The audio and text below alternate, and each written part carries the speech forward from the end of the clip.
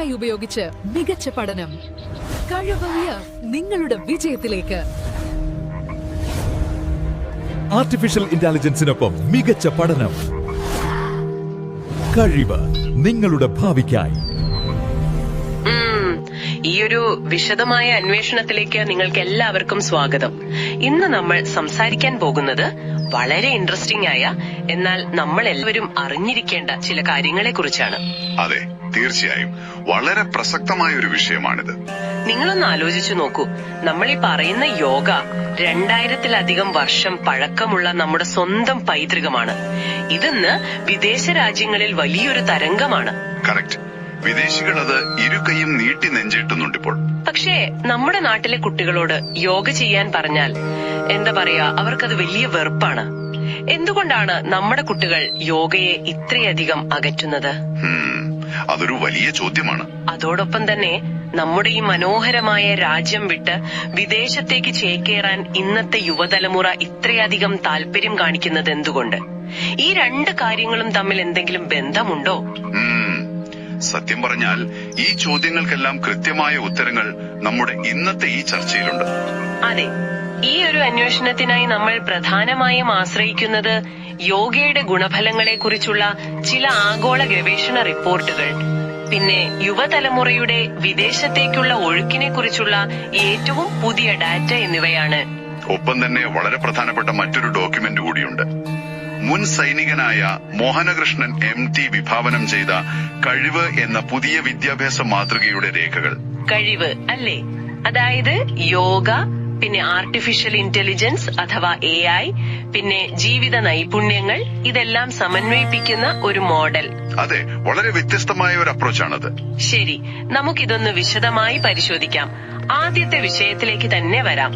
ഈ കുട്ടികൾ എന്തുകൊണ്ട് യോഗ വെറുക്കുന്നു എന്നുള്ളത്. ഈ വിഷയം നമ്മൾ ഓരോരുത്തരും വളരെ പ്രാധാന്യത്തോടെ കാണേണ്ട ഒന്നാണ്. കാരണം നിങ്ങളുടെ വീട്ടിൽ കുട്ടികൾ ഉണ്ടെങ്കിൽ നിങ്ങൾക്കറിയാം അവരുടെ മാനസികവും ശാരീരികവുമായ ആരോഗ്യം ഇന്ന് എത്രത്തോളം വെല്ലുവിളികൾ നേരിടുന്നുണ്ടെന്ന്. സത്യമാണ്. ഈ റിപ്പോർട്ടുകളിലെ ഡേറ്റ എടുത്തു നോക്കുമ്പോൾ ശരിക്കും നമ്മളൊന്ന് അമ്പരന്നു പോകും. ഞെട്ടിക്കുന്ന കണക്കുകളാണത്. അതെ, ഇന്ത്യയിലെ നഗരങ്ങളിലെ 60% വിദ്യാർത്ഥികൾക്കും കടുത്ത ഉത്കണ്ഠ, അതായത് ആങ്സൈറ്റി ഉണ്ടെന്നാണ് കണക്കുകൾ സൂചിപ്പിക്കുന്നത്. 70% പേർക്കും മാനസിക സമ്മർദ്ദമുണ്ട്. കഴിഞ്ഞ വർഷം മാത്രം വിദ്യാർത്ഥികളുടെ ആത്മഹത്യയിൽ 20% വർധനവുണ്ടായി എന്ന് കേൾക്കുമ്പോൾ അതൊരു വലിയ മുന്നറിയിപ്പാണ് സമൂഹത്തിന്. ഈ മാനസിക പ്രശ്നങ്ങൾക്ക് ലോകം മുഴുവൻ അംഗീകരിച്ച ഒരു മികച്ച പ്രതിവിധിയാണ് യോഗ. ശാന്തത നൽകാൻ യോഗയ്ക്ക് കഴിയും. എന്നിട്ട് നമ്മുടെ കുട്ടികൾ എന്തുകൊണ്ടാണ് ഇതിനോട് മുഖം തിരിക്കുന്നത്? പലരും ചിന്തിക്കുന്നത് കുട്ടികൾക്ക് അതിന്റെ ഗുണങ്ങൾ മനസ്സിലാകാത്തത് കൊണ്ടാണെന്നാണ്. പക്ഷേ സ്രോതസ്സുകൾ വ്യക്തമാക്കുന്നത് അതല്ല. പിന്നെന്താണ് യഥാർത്ഥ കാരണം? കുട്ടികൾക്ക് യോഗയോടല്ല വിരോധം, അത് അവരിലേക്ക് എത്തിക്കുന്ന രീതിയോടാണ്. അതായത് ആ പ്രസന്റേഷൻ. പ്രസന്റേഷൻ, അതൊന്ന് വിശദമാക്കാമോ? നോക്കൂ, കുട്ടികൾ സ്വാഭാവികമായും വളരെ ആക്റ്റീവാണ്. അവരുടെ ഉള്ളിൽ എപ്പോഴും വലിയൊരു എനർജി ഉണ്ടാകും. കറക്റ്റ്. അവരെ കൊണ്ട് ഒരിടത്ത് അടങ്ങിയിരിക്കാൻ പാടാണ്. അങ്ങനെയുള്ള ഒരു കുട്ടിയോട് പെട്ടെന്നൊരു ദിവസം വന്ന് കണ്ണടച്ചൊരിടത്ത് അനങ്ങാതെ അരമണിക്കൂർ ഇരിക്കാൻ പറഞ്ഞാൽ അവർക്കത് വലിയൊരു ബോറടിയായി തോന്നും. അതൊരു ശിക്ഷ പോലെയാണ് അവർക്ക് ഫീൽ ചെയ്യുക. അവർക്ക് ഓട്ടവും ചാട്ടവും സ്പോർട്സ് പോലെയുള്ള ഫാസ്റ്റായ കാര്യങ്ങളോടാണല്ലോ കൂടുതൽ താല്പര്യം. അതെ. പിന്നെ രണ്ടാമത്തെ ഏറ്റവും വലിയ പ്രശ്നം ഈ ഡിജിറ്റൽ ലോകത്തിന്റെ സ്വാധീനമാണ്. മൊബൈൽ ഗെയിമുകളും സോഷ്യൽ മീഡിയയും അവർക്ക് നൽകുന്നത് ഇൻസ്റ്റന്റ് ഗ്രാറ്റിഫിക്കേഷൻ ആണ്. അതായത് പെട്ടെന്ന് കിട്ടുന്ന ഒരു റിവാർഡ് പോലെ. കൃത്യമായി പറഞ്ഞാൽ ഓരോ സെക്കൻഡിലും അവരുടെ തലച്ചോറിൽ ഡോപ്പമിൻ റിലീസ് ചെയ്യപ്പെടുന്നു. അവർക്ക് തൽക്ഷണ സന്തോഷം ലഭിക്കുന്നു. എന്നാൽ യോഗയ്ക്ക് വലിയ തോതിൽ ക്ഷമ ആവശ്യമാണല്ലേ? തീർച്ചയായും. പെട്ടെന്നൊരു റിസൾട്ട് അതിൽ നിന്ന് കിട്ടില്ല. ഈ ഡിജിറ്റൽ സ്പീഡുമായി പൊരുത്തപ്പെട്ട ഒരു കുട്ടിക്ക് യോഗയുടെ ഈ സാവധാനമുള്ള രീതിയുമായി പൊരുത്തപ്പെടാൻ ഭയങ്കര ബുദ്ധിമുട്ടാണ്. അപ്പൊ നമ്മൾ ഈ സ്കൂളുകളിലൊക്കെ യോഗ പഠിപ്പിക്കുന്ന രീതി മാറ്റണ്ടേ? എനിക്ക് ഓർമ്മയുണ്ട്, സ്കൂളിൽ PT പീരീഡിൽ എല്ലാവരെയും ഗ്രൗണ്ടിൽ നിർത്തിയിട്ട് 1 2 3 എന്ന് പറഞ്ഞ് ഒരു നിർബന്ധിത വ്യായാമം പോലെ അല്ലേ? അതെ, അതിലൊരു രസവുമില്ല പിള്ളേർക്ക്. ആ രീതിയാണ് മാറേണ്ടത്. നിർബന്ധിച്ച് ചെയ്യിപ്പിക്കുന്ന ഒന്നും കുട്ടികൾ ആസ്വദിക്കില്ല. മാത്രമല്ല സമൂഹത്തിന്റെ ചില ധാരണകളും ഇതിന് പിന്നിലുണ്ട്. എന്ത് ധാരണകൾ? യോഗ എന്നത് പ്രായമായവർക്കുള്ളതാണെന്നോ അല്ലെങ്കിൽ ഒരു പ്രത്യേക മതവുമായി ബന്ധപ്പെട്ടതാണെന്നോ അതുമല്ലെങ്കിൽ അതൊരു കൂൾ അല്ലാത്ത കാര്യമാണെന്നോ ഒക്കെയുള്ള ഒരു തെറ്റായ ഇമേജ് യുവതലമുറയ്ക്കിടയിലുണ്ട്. അതെ, അവർക്ക് ജിമ്മിൽ പോകുന്നതാണ് കൂൾ, യോഗ ചെയ്യുന്നത് ഔട്ട്ഡേറ്റഡ് ആണ്. പക്ഷെ ഇതിനൊരു മികച്ച പരിഹാരം ഈ രേഖകൾ മുന്നോട്ട് വെക്കുന്നുണ്ട്. അതെന്താണ്? കുട്ടികൾക്ക് യോഗ അവരുടെ ഭാഷയിൽ രസകരമായി അവതരിപ്പിച്ചാൽ അവരത് ഏറ്റെടുക്കുമെന്നാണ് പറയുന്നത്. ഉദാഹരണത്തിന് സിംഹാസനം എന്ന് പറഞ്ഞ് പഠിപ്പിക്കുന്നതിന് പകരം ആനിമൽ പോസസ്, അതായത് മൃഗങ്ങളുടെ പോസുകൾ. അപ്പൊ കുട്ടികൾ കുറച്ചുകൂടി റിലേറ്റ് ചെയ്യാൻ പറ്റും. കറക്റ്റ്. കൂടെ കഥകൾ, ഗെയിമുകൾ, നല്ല സംഗീതം എന്നിവയൊക്കെ ഉൾപ്പെടുത്തിക്കൊണ്ട് യോഗയെ അവർക്കിഷ്ടമുള്ള രീതിയിലേക്ക് മാറ്റാം. സിംഹത്തെ പോലെ ശബ്ദമുണ്ടാക്കാനും പൂച്ചയെ പോലെ വളയാനുമൊക്കെ കുട്ടികൾക്ക് വലിയ ഇഷ്ടമായിരിക്കും. തീർച്ചയായും അതൊരു ഫൺ ആക്ടിവിറ്റി ആയിട്ട് മാറും. വെറും 10 മുതൽ 30 മിനിറ്റ് മാത്രം നീളുന്ന ഇത്തരം ചെറിയ യോഗ ക്ലാസുകൾ കുട്ടികളിലെ ADHD, സ്ട്രെസ്, ഡിപ്രഷൻ എന്നിവ ഗണ്യമായി കുറയ്ക്കുമെന്ന് ആഗോളതലത്തിലുള്ള ഗവേഷണങ്ങൾ തെളിയിക്കുന്നുണ്ട്. വളരെ ശരിയാണ്.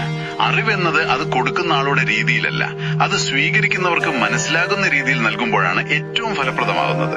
എക്സാക്ട്ലി. യോഗയെ അവരുടെ ലോകത്തേക്ക് ഇറക്കിക്കൊണ്ടുവരിക എന്നതാണ് പോംവഴി.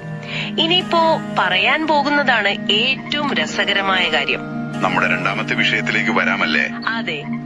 നമ്മുടെ രാജ്യത്തെ യുവതലമുറയെക്കുറിച്ച് പറയുമ്പോൾ ഈ റിപ്പോർട്ടുകൾ പ്രകാരം 15 വയസ്സിന് മുകളിലുള്ള 100 പേരോട് ചോദിച്ചാൽ അതിൽ 70 പേരും വിദേശത്ത് പോകാനാണ് ആഗ്രഹിക്കുന്നത്. അതൊരു ഭീമമായ കണക്കാണ്. നിങ്ങളൊന്ന് ചിന്തിച്ചു നോക്കൂ. ഇത്രയും നല്ല കാലാവസ്ഥയും നല്ല ഭക്ഷണവും പ്രകൃതി ഭംഗിയും ഒക്കെയുള്ള ഈ നാട് വിട്ട് അവരെന്തിനാണ് കൂട്ടത്തോടെ വിദേശത്തേക്ക് പോകുന്നത്? വെറും പണം സമ്പാദിക്കാൻ വേണ്ടി മാത്രമാണോ? അല്ല, ഇത് പണത്തിനു വേണ്ടി മാത്രമല്ല. കുറച്ചുകൂടി വലിയൊരു തലത്തിൽ ഇതിനെ കണക്ട് ചെയ്ത് ചിന്തിച്ചാൽ ഇന്നത്തെ തലമുറ പ്രധാനമായും ആഗ്രഹിക്കുന്നത് രണ്ട് കാര്യങ്ങളാണ് എന്ന് ഈ പഠനങ്ങൾ വ്യക്തമാക്കുന്നു. ഏതൊക്കെയാണത്? 1, ഫ്രീഡം, അതായത് വ്യക്തി സ്വാതന്ത്ര്യം. 2, മികച്ച വരുമാനം. ഈ ഫ്രീഡം എന്ന് പറയുമ്പോൾ അത് വെറും നിയമപരമായ സ്വാതന്ത്ര്യം മാത്രമല്ല കേട്ടോ. പിന്നെന്താണ്? സമൂഹത്തിൽ നിന്നുള്ള സ്വാതന്ത്ര്യമാണോ? അതെ, സമൂഹത്തിന്റെ അനാവശ്യമായ ഇടപെടലുകളിൽ നിന്നുള്ള സ്വാതന്ത്ര്യമാണ്. ഇവിടെ ഒരു കുട്ടിക്ക് ഒരു കഫേയിൽ പാർട്ട് ടൈമായി ജോലി ചെയ്ത് പഠിക്കാൻ ഒരുപാട് മടിയുണ്ടാകും. ശരിയാണ്. നാട്ടുകാരെന്തു പറയും എന്ന ചിന്തയാണ് മെയിൻ. എന്നാൽ വിദേശ രാജ്യങ്ങളിൽ ഈ പറയുന്ന സ്വാതന്ത്ര്യവും അധ്വാനത്തിനനുസരിച്ചുള്ള വരുമാനവും യഥേഷ്ടമുണ്ട്. അവിടെ ആരും ആരെയും അനാവശ്യമായി വിലയിരുത്തുന്നില്ല. ഒരു 20 വർഷം മുൻപൊക്കെ ആളുകൾ വിദേശത്ത് പോയിരുന്നത് പണം സമ്പാദിച്ച് നാട്ടിലേക്ക് തന്നെ തിരികെ വന്ന് ഒരു വലിയ വീടൊക്കെ വെച്ച് ഇവിടെ ജീവിക്കാൻ വേണ്ടിയായിരുന്നു. ആ ഒരു ട്രെൻഡ് ഇപ്പൊ പാടെ മാറി. അതെ, പോകുന്നവർ അവിടെ തന്നെ സ്ഥിര താമസമാക്കാനാണ് ആഗ്രഹിക്കുന്നത്. ഇത് കാരണം നമ്മുടെ നാട്ടിൽ ഒരുപാട് വീടുകൾ ആളില്ലാതെ അടഞ്ഞുകിടക്കുന്ന അവസ്ഥ പോലുമുണ്ട്. അതൊരു വലിയ സാമൂഹിക മാറ്റമാണ്. അവർക്ക് വേണ്ട സ്വാതന്ത്ര്യവും ജീവിത നിലവാരവും ഇവിടെ ലഭിക്കുന്നില്ല എന്ന തോന്നൽ കൊണ്ടാണത്. ഇതിനൊരു പരിഹാരം കാണാൻ നമുക്ക് സാധിക്കില്ലേ? നമ്മുടെ നാടും വികസിച്ചാൽ പോരെ? വിദേശ രാജ്യങ്ങൾ പ്രധാനമായും വളർന്നത് ടൂറിസവും വ്യവസായവും കൊണ്ടാണ്. കേരളം പോലെയുള്ള ഒരു സ്ഥലത്ത് വലിയ കാർ ഫാക്ടറികളോ മറ്റ് വ്യവസായങ്ങളോ കൊണ്ടുവരാൻ ചിലപ്പോൾ പരിമിതികൾ ഉണ്ടായേക്കാം. പക്ഷേ ടൂറിസത്തിന് ഇവിടെ അപാരമായ സാധ്യതയുണ്ടല്ലോ.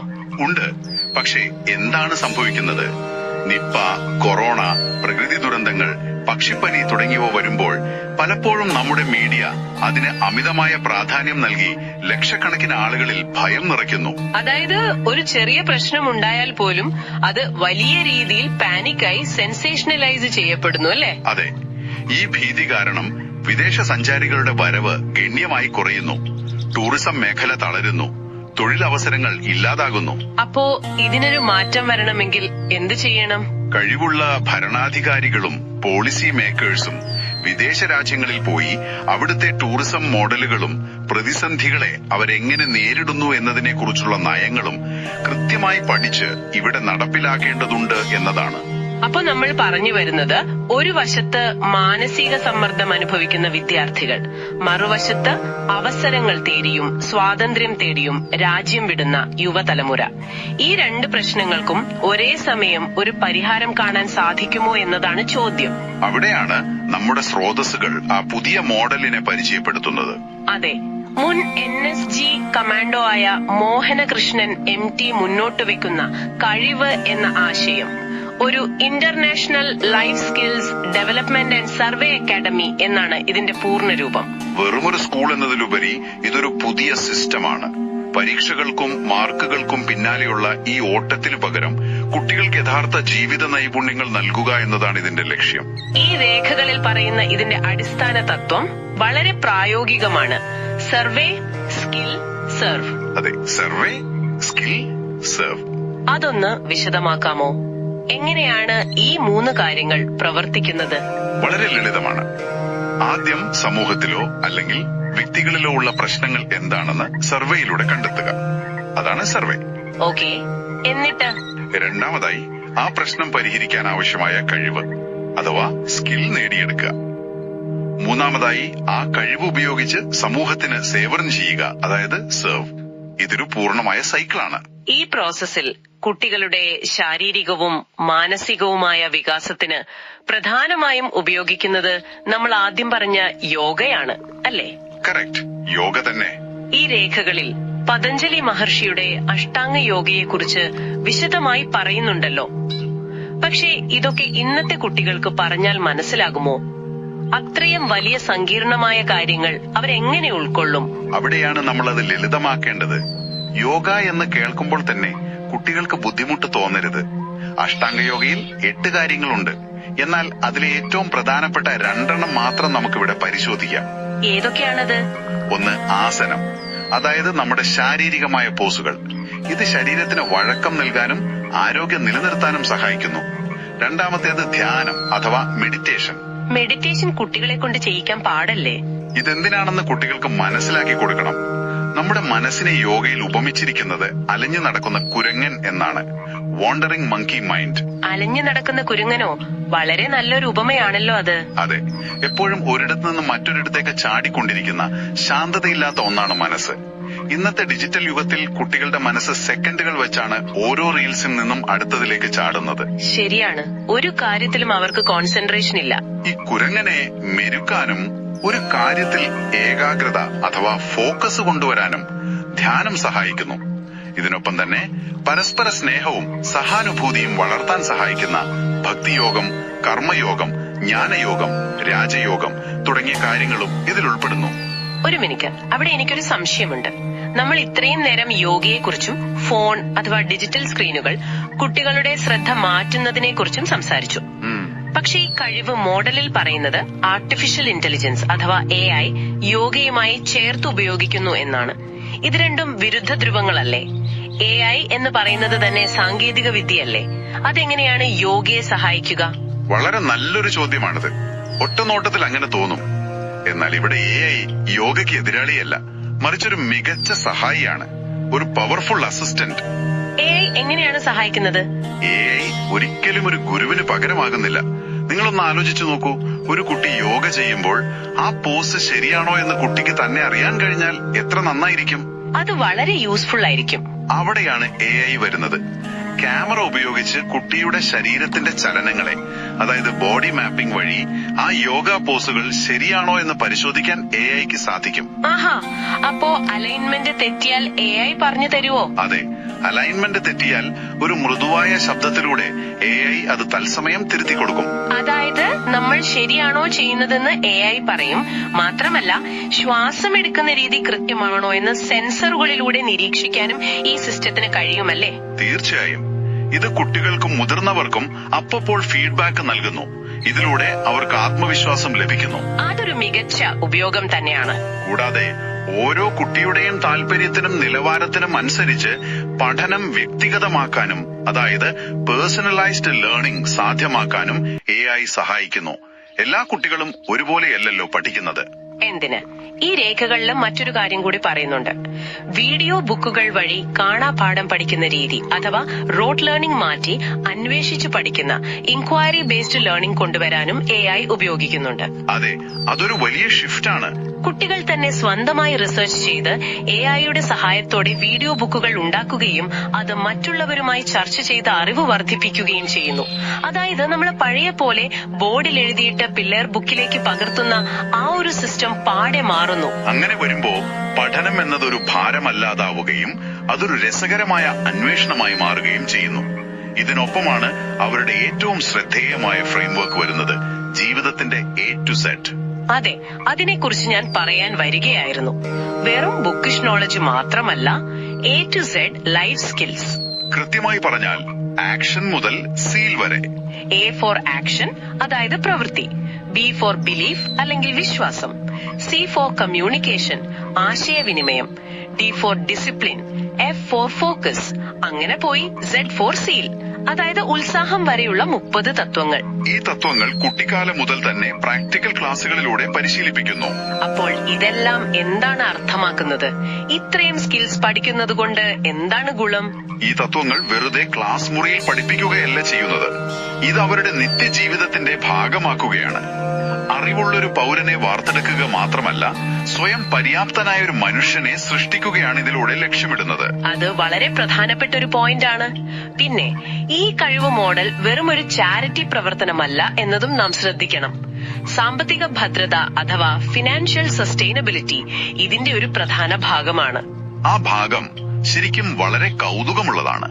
അതെ, കാരണം ഇത് വെറുതെ കടലാസിൽ ഒതുങ്ങുന്ന ഒരു പദ്ധതിയല്ല. ഏകദേശം 35ഓളം വരുമാന മാർഗങ്ങളാണ് ഈ അക്കാദമി ലക്ഷ്യമിടുന്നത്. 35ഓളം മാർഗങ്ങളോ? അതെ, ജൈവ കൃഷി, മീൻ വളർത്തൽ, യോഗ ട്രെയിനിംഗ് സെന്ററുകൾ, ഹെൽത്തി ഫുഡ് റെസ്റ്റോറന്റുകൾ, wellness tourism, electric vehicle charging സ്റ്റേഷനുകൾ, അങ്ങനെ വളരെ വൈവിധ്യമാർന്ന മേഖലകൾ ഇതിലുണ്ട്. ഒരു നിമിഷം, എനിക്കൊരു സംശയമുണ്ട്. ഒരു വിദ്യാഭ്യാസ സ്ഥാപനത്തിൽ എന്തിനാണ് ഇലക്ട്രിക് വെഹിക്കിൾ ചാർജിംഗ് സ്റ്റേഷനും വെൽനസ് ടൂറിസവും ഒക്കെ? ഇതുകൊണ്ട് 15 വയസ്സുകാരൻ എന്താണ് പ്രയോജനം? അവിടെയാണ് ഇതിന്റെ യഥാർത്ഥ പ്രായോഗികത കിടക്കുന്നത്. നമ്മൾ നേരത്തെ പറഞ്ഞു, നമ്മുടെ കുട്ടികൾ വിദേശത്ത് പോകുന്നത് സ്വാതന്ത്ര്യത്തിനും അവിടെ കിട്ടുന്ന പാർട്ട് ടൈം ജോലികൾക്കുമൊക്കെ വേണ്ടിയാണെന്ന്. അതെ, ഒരു അക്കാദമിക്കുള്ളിൽ തന്നെ ഇത്തരം സംരംഭങ്ങൾ വരുമ്പോ കുട്ടികൾക്ക് അവിടെ നിന്ന് തന്നെ ബിസിനസ് എങ്ങനെ നടത്താം, കസ്റ്റമർ സർവീസ് എന്താണ്, സാങ്കേതിക വിദ്യ എങ്ങനെ പ്രായോഗികമായി ഉപയോഗിക്കാം എന്നൊക്കെ നേരിട്ട് പഠിക്കാൻ കഴിയും. ഓ, അപ്പൊ അതൊരു പ്രാക്ടിക്കൽ ട്രെയിനിങ് ഗ്രൗണ്ട് പോലെ പ്രവർത്തിക്കുമല്ലേ? കൃത്യമായിട്ട്. ഒരു EV ചാർജിംഗ് സ്റ്റേഷൻ മാനേജ് ചെയ്യുമ്പോ അവർക്ക് ലഭിക്കുന്നത് വലിയൊരു സ്കില്ലാണ്. ജൈവ കൃഷി ചെയ്യുമ്പോ അവർ പ്രകൃതിയോട് ഇണങ്ങാനും ക്ഷമിക്കാനും പഠിക്കുന്നു. ഇതിലൂടെ വെറും 3 വർഷം കൊണ്ട് ഈ സംരംഭം സാമ്പത്തികമായി സ്വയം പര്യാപ്തമാകാൻ ലക്ഷ്യമിടുന്നു എന്നാണ് രേഖകൾ പറയുന്നത്. അപ്പോൾ നമ്മൾ തുടക്കത്തിൽ പറഞ്ഞ ആ വലിയ പ്രശ്നത്തിന് ഇവിടെ പരിഹാരമാകുന്നുണ്ട്.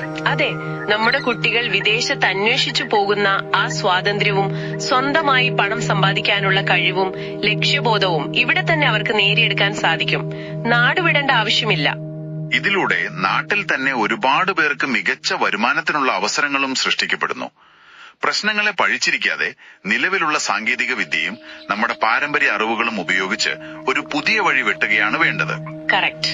യോഗ നൽകുന്ന ആന്തരിക ശാന്തതയും AI നൽകുന്ന ഡേറ്റ അനാലിസിസ് പവറും ഒപ്പം ഈ പ്രായോഗിക ജീവിത നൈപുണ്യങ്ങളും കൂടി ചേരുമ്പോൾ അത് നമ്മുടെ വരും തലമുറയെ വലിയ രീതിയിൽ ശാക്തീകരിക്കും. ശരിക്കും നമ്മളൊന്ന് ആലോചിക്കേണ്ട കാര്യം തന്നെയാണത്. അപ്പോൾ ഇന്നത്തെ ഈ ചർച്ചയിൽ നമ്മൾ സംസാരിച്ച കാര്യങ്ങളൊന്ന് ചുരുക്കി പറയാം. നമ്മുടെ കുട്ടികൾ യോഗയെ വെറുക്കുന്നത് യോഗയുടെ കുഴപ്പം കൊണ്ടല്ല, മറിച്ച് അത് അവർക്ക് മുന്നിൽ അവതരിപ്പിക്കുന്ന രീതിയിലെ പോരായ്മ കൊണ്ടാണ്. അത് കുറച്ചുകൂടി രസകരമായി കഥകളിലൂടെയും AI സാങ്കേതിക വിദ്യയുടെ സഹായത്തോടെയും അവരുടെ താല്പര്യങ്ങൾക്കനുസരിച്ച് നൽകിയാൽ അവർക്കത് തീർച്ചയായും ഇഷ്ടമാകും. ഇനി യുവതലമുറ രാജ്യം വിടുന്നത് പ്രധാനമായും വ്യക്തി സ്വാതന്ത്ര്യത്തിനും മികച്ച വരുമാനത്തിനും വേണ്ടിയാണ്. യോഗയും AIയും ചേർന്നുള്ള കഴിവ് പോലെയുള്ള സംരംഭങ്ങൾ ഇതിനൊരു മികച്ച ബദൽ മാർഗവും അതിനൊപ്പം തന്നെ ശക്തമായ ജീവിത നൈപുണ്യങ്ങളും വാഗ്ദാനം ചെയ്യുന്നു. ഇതൊരു പുതിയ തുടക്കമാകട്ടെ എന്ന് നമുക്ക് പ്രത്യാശിക്കാം. അപ്പോഴിത് കേൾക്കുന്ന നിങ്ങളോട് എനിക്കൊരു ചോദ്യം ചോദിക്കാനുണ്ട്. നിങ്ങൾ നിങ്ങളുടെ സ്വന്തം ജീവിതത്തിലോ അല്ലെങ്കിൽ നിങ്ങളുടെ കുട്ടികളുടെ ജീവിതത്തിലോ ഈ സംസാരിച്ച A to Z life skills തത്വങ്ങളിൽ ഏതാണ് ആദ്യം പ്രാവർത്തികമാക്കാൻ ആഗ്രഹിക്കുന്നത്? അത് ആക്ഷൻ ആണോ, അതോ ഫോക്കസ് ആണോ, അതോ കമ്മ്യൂണിക്കേഷൻ ആണോ എന്ന് നിങ്ങളൊന്ന് ആലോചിച്ചു നോക്കൂ. അതെ, ഈ ചർച്ച അവസാനിപ്പിക്കുമ്പോൾ നിങ്ങൾക്കായി ചിന്തിക്കാൻ ഒരു കാര്യം കൂടി ഞാൻ വിട്ടു നൽകുന്നു. പതഞ്ജലി മഹർഷി യോഗയിലൂടെ ലക്ഷ്യമിട്ടത് ചിത്തവൃത്തി നിരോധം, അതായത് ചിന്തകളുടെ ഒഴുക്കിനെ നിയന്ത്രിച്ച് മനസ്സിനെ ശാന്തമാക്കുക എന്നതാണ്. എന്നാൽ ഇന്ന് നമ്മുടെയും നമ്മുടെ കുട്ടികളുടെയും ശ്രദ്ധ ഏറ്റവും കൂടുതൽ തിരിക്കുന്നത് ഇതേ സാങ്കേതിക വിദ്യകളാണ്, പ്രത്യേകിച്ച് മൊബൈൽ ഫോണുകളും AI പോലുള്ളവയും. ഒന്ന് ആലോചിച്ചു നോക്കൂ, നമ്മുടെ ശ്രദ്ധ തിരിക്കുന്ന അതേ സാങ്കേതിക വിദ്യയെ തന്നെ നമ്മുടെ ആന്തരിക ശാന്തതയിലേക്കും ഏകാഗ്രതയിലേക്കും നമ്മളെ നയിക്കാനുള്ള ഒരു വഴികാട്ടിയായി മാറ്റാൻ നമുക്ക് സാധിക്കുമോ?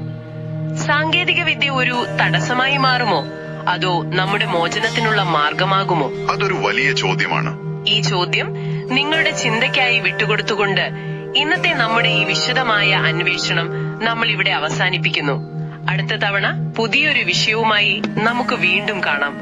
Good bye.